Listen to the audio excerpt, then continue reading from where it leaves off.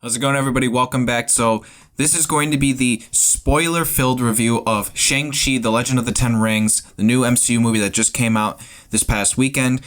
So you have been warned. We are talking full-blown spoilers for this movie, everything, post-credits, every detail that came about in this film for the most part. And so you have your warning here, 3, 2, 1. Okay, that's it. Go watch the film, come back to this review. So let's talk spoilers now for Shang-Chi. So overall, as I said in the non-spoiler review, I really did enjoy this film quite a lot. I thought that this movie did a lot of good things, obviously more good things than bad. And I only really had like a couple of issues, of which were very small. And so, of course, let's start out with the issues. So, if you guys remember, I brought up, let's start out with the first main one.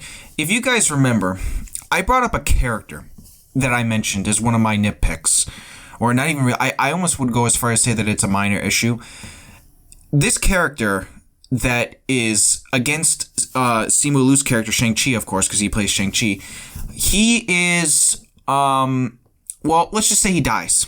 He dies in this film. And I was suspecting that they were propping him up for more reasons other than just for him to be like this main side bad guy to the main bad guy, who is of course the Mandarin in the Mandarin. So I'm sorry, I was trying to say something else, whatever. So yeah, he's basically one of these side bad guys, like the first lieutenant to the main bad guy, and he bites it in the end. And we'll talk about that later. And he doesn't really do much in this film, and he is on one of the main posters for the film. He's one of the main character posters, and he dies at the end of the film after not really having done that much during the film. Like, the only other times that you see him in the film are when he has a fight scene with Shang-Chi Shang-Chi on the skyscraper building. And you've all seen that scene. It's in the trailers. They even released a part of it to the public. And he is also showcased in, training Shang-Chi in flashbacks. But other than that, that's all that he is shown to be in the film. And yeah, he's also in the fight scene at the end of the film too for a little bit, but he's not really shown to be all that much. And, I would assume like him being somebody who was given a character poster and all this, like I thought they would have propped him up more. And even the guy that's the other second to the main guy, the henchman, the guy with the metal bladed arm, he doesn't have a character poster, and he has a more prominent role in this film. And I was just like, okay, at first I was like, okay, he seemed like a guy who was only going to have a smaller part, but he has a way bigger part in this film than I thought, as far as like the kind of character that he is anyway. Which was really weird, and his character did not get a character poster either, and he ends up living. He doesn't die in the end of the film. He does survive. So I don't know. I kind of found that a little weird. I'm not gonna lie. It was a little weird how they worked that character around. Don't get me wrong. I thought it was a cool character. I thought they probably could have done more with it. But overall, it's a character that I didn't really I didn't really gel with it, because at the end I felt like it kind of was a waste. So that's nitpick number one. And then obviously my other two nitpicks were that like the pacing in the middle was a little slower. And then the third and final boss fight, boss fight, which we'll talk about in a second. But overall, let's just go through the main part of the film. So in the beginning, we learn about these characters. And what I find very interesting is that this movie not only gives a lot of time to, of course, our main character in Shang-Chi, played by Simu Liu, and I found that this movie gives time to every character in the film. Every character in this film gets time for character development, for them to develop into these characters that you can actually feel for and like learn about them. And even the main villain, of course, the Mandarin, played by Tony Leung, who is, of course, the dad. He's the father of Shang-Chi. He gets a lot of good character development. And again, as I said, everybody gets a scene in this movie for you to gel with them, to learn more about them. And I thought that was really well done. So throughout the first and second act, we're going through all these various scenes and events that take place, whether they are fight scenes between Shang-Chi and the main bad guys, or whether it's a character development piece where it's Tony Leung as the Mandarin, and he finds the mother who is played by Fala Chen, her character's name is Liku Wu, and sorry if I mispronounced that, by the way. She did a good job too, by the way, as the mother. I thought she really brought it in this movie from an acting perspective. I think there's a lot to learn. I think the first and second act to me are learning acts, and then of course you have the third act, which is just a full blown on. It's just a battle. It's fighting. It's everything that makes this movie like as epic as it is, and overall, like I would say the movie it gels enough. Well enough to the point where it's like, you know, I could see where everything was going, to the point where it's like, I understand this works, that works, even if the middle was a little bit slow on pacing. I found every scene to be good, especially when they were traveling across the world and into these different places. And essentially this leads basically into the third act. And also, before I get into the third act, let me just mention this right now. Ben Kingsley is in this movie. And of course, if you don't know this, Ben Kingsley is the actor who plays the actor in Trevor Slattery, who portrays the quote-unquote Mandarin in Iron Man 3. He's in this movie, and he, weirdly enough, has a prominent role.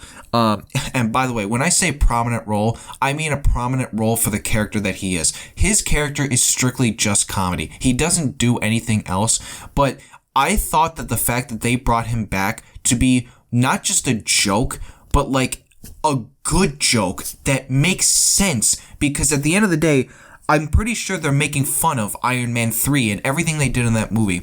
Now, it's almost like, because of course, Shane Black did that movie, and I almost would want to know like how he feels about that, because essentially, I almost feel like they are kind of making fun of the way that they did that character.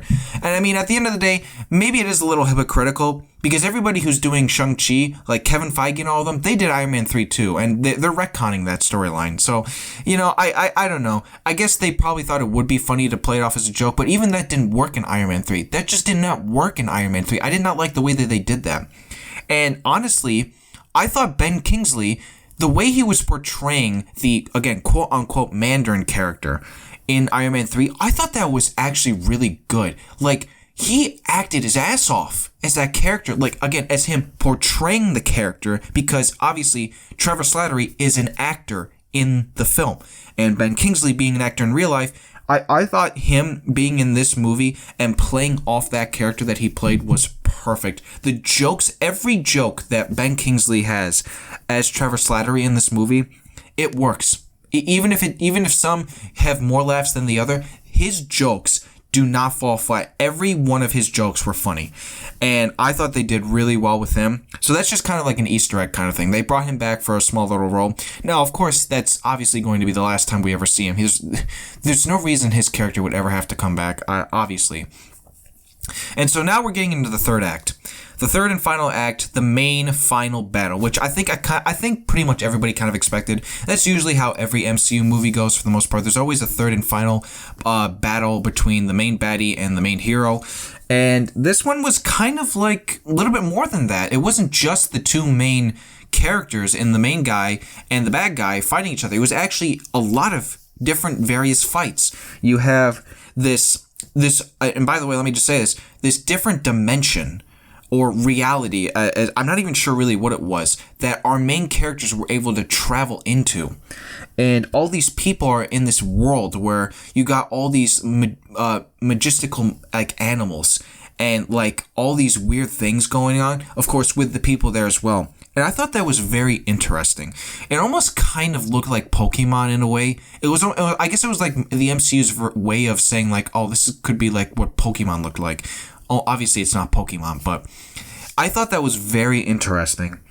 And I thought they did a good job exploring that whole reality or whatever it is that they were in.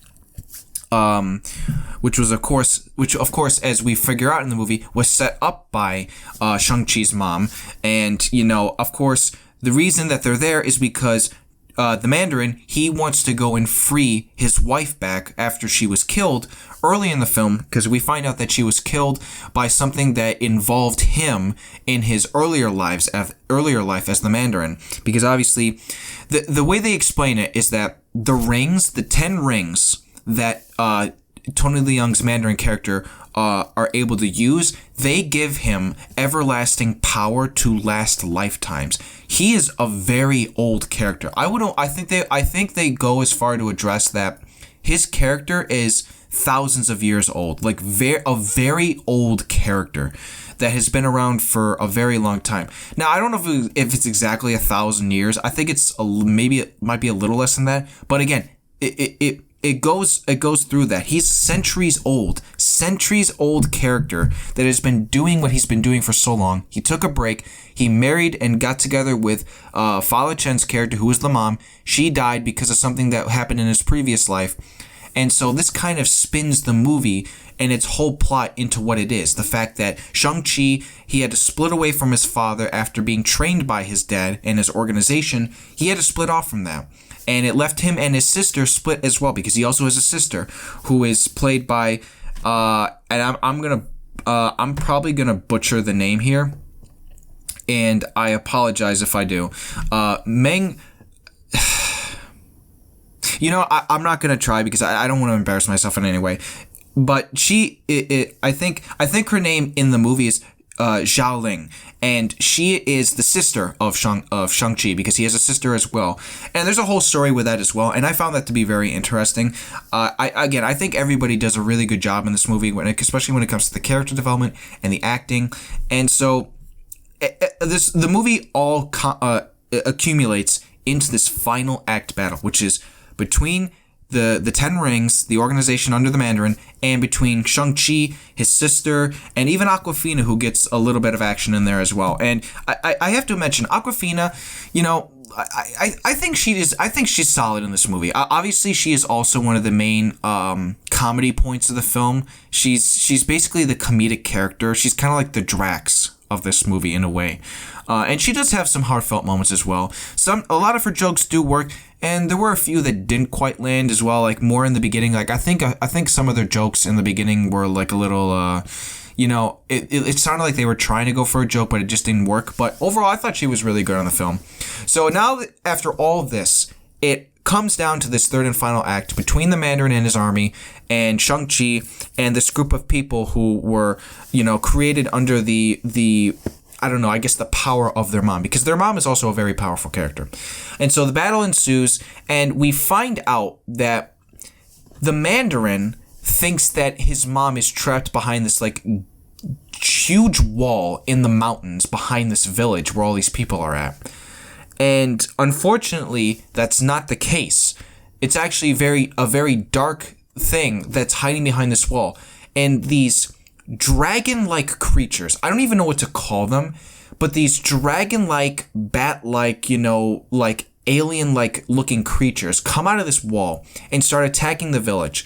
And now, after everybody's fighting each other, they have to work together and fight off these things that apparently suck your soul out and kill you and take your soul with them to feed to this.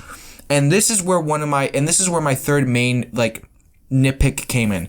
This giant dragon, a bigger form of these smaller dragons, comes out of this cave or whatever and starts ravaging the entire area. And I was like, when I was watching this, it took me out of the film for a second, and I was just like, wait, really? This is where they're going?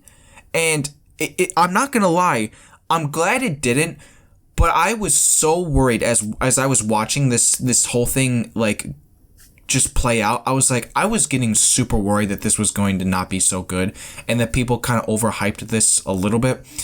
But then I realized, like, this is actually not that bad. It really isn't that bad. It's almost kind of like the MCU's version of, like, a Godzilla movie. In a way, it's like these two... Oh, of course, and I forgot to mention, we have a good dragon as well. I think it was... They call it something protector. I forgot what it's called. The Great Protector, I think it's called. And it's this dragon that's a good dragon. And it comes out of the water. It kind of revives Shang-Chi because earlier he got his ass kicked by his dad. It revives him, and there's basically a dragon-on-dragon fight. And I'm not going to lie, it was kind of entertaining, even if the CGI was, like, sometimes a little wonky. And at the end, the dragon ends up getting defeated by Awkwafina, of course, which is funny because she learns and trains to shoot a bow, an arrow, and her last shot ends up killing the dragon. So I thought that was a little funny because it's like, and I think they also kind of played it off for like a funny moment too. But the dragon dies, they kill it, all these little dragons die, and essentially, and also I should also mention. Shang-Chi and his dad, they continued to fight, and in the end, the dragon, the bad dragon, is the one that ends up killing him, and he gives his rings to Shang-Chi, and I thought that was a very emotional moment. Like, his dad was like, you know what, I can't do anything here, my soul's getting sucked, if I can't have the rings, maybe it is time to give, maybe it's like at that moment he realized what I've done here is wrong, and I've got to pay for it. So he gives the rings off to his son, he dies, and Shang-Chi and the whole village, they end up taking down the dragon. And that's essentially how the movie ends. It ends just like that. And by the end, now, again, this is spoilers talking here. If you didn't know this, Wong is in this movie. If you don't know Wong, he's obviously the second main sorcerer to Doctor Strange around the Doctor Strange character, and I love him. Benedict Wong, which irony because his name is Benedict Wong and his character name is Wong. I thought that was kind of funny. It's kind of it's funny. So I love him as this character. He is so good as this character. He's so funny and so like relatable in a way too. Like I just really like his character, and he's in this movie quite a bit. He's in the mid part where they go to I forgot what the city's called, but this giant fighting ring, like this fight ring that his sister made, and he's fighting Abomination, by the way, which is very interesting. I didn't think that was Abomination when I first saw the trailer, but it turns out it was Abomination. And of course, if you don't know who Abomination is, he was the main bad guy in the Incredible Hulk. He was the Incredible Hulk villain. He was the other Hulk that, you know, is who of course is played by Tim Roth, and he was in this movie for a short time, but I think that's essentially them setting up She-Hulk as well, because he is also going to be in the She-Hulk show, which is it's a cool little Easter egg. And so Wong is in this movie a little bit, and at the end he opens up a portal behind our main characters in Shang-Chi and Awkwafina's character, who his name is Kate. Her name's Katie, and they're in the restaurant. He opens up a portal behind them, and he's like, "You need to come with me." And then the movie ends, and we get to the post-credit scene, and this was great. I really liked this post-credit scene because they explain a lot about the origin of this ring. So essentially, the post-credit scene is between Wong and two more cameos. We got Mark Ruffalo, of course, who is the Hulk, and then we got Brie Larson, who is, of course, Captain Marvel. They are communicating them through that like hologram type communication that they. If you guys remember in Endgame, they have like that hologram like communication, like kind of like Star Wars in a way, and so they were able to hologram in and talk to our main characters and Wong about the 10 rings and where they come from. And apparently there's a beacon going off in these rings, and that could be setting up the next adventure. And I'm really intrigued to see where that goes. I mean, because obviously we are probably going to get a sequel to this film, so I'm excited for that. And then, of course, there was the final post-credit scene, the post-credit scene. And this one was, it was interesting because it sets up that his sister, Xiaoling, she is now setting up a fight ring again, but this time in their dad's old compound. And, of course, with the old army of his. And at the end, it says the 10 rings will return. And that was interesting. I was like, okay, that's interesting. I wonder how they're going to do that. If they're going to bring them back for the next Shang-Chi movie, we'll have to see. But, guys, that is the spoiler-filled review of Shang-Chi, The Legend of the Ten Rings. I don't have any more to say other than that. Again, I really enjoyed this movie. I gave it a 9 out of 10 in my non-spoiler review. I really did enjoy this movie. I think everybody should go out and see this, whether that's an IMAX or standard. I would recommend IMAX. I did go and see this with my buddies in IMAX. They really enjoyed it. They had a good time, and I'm happy for that because that was my first time, guys, back in a movie theater for an MCU movie since Spider-Man Far From Home. Back in 2019. I'm pretty sure that was all the way back in 2019. It feels weird saying that it's been 2 years since I saw an MCU film in theaters. Because long story short, I didn't see Black Widow in theaters. I did use the Disney Premiere Plus thing or whatever to pay $30 for it. I feel bad for doing that. I should have gone and seen Black Widow in the theaters. But I did see Shang-Chi in theaters. I enjoyed it. I saw it in IMAX, and it was a really good time. I would recommend this movie, of course, even if you're not an MCU fan. It's like, this is a newer character, a newer type of film that anybody can really get into. So I would recommend it. Go watch it, guys. Comment down below. What did you think of the movie? Did you like it? Did you not like it? What did you think of my spoiler-filled review? If you liked it and you enjoyed it, please hit that like and subscribe button. I would greatly appreciate it. And yeah, guys, I will see you guys all for the next movie review. But that's going to do it for me. Peace out, everybody.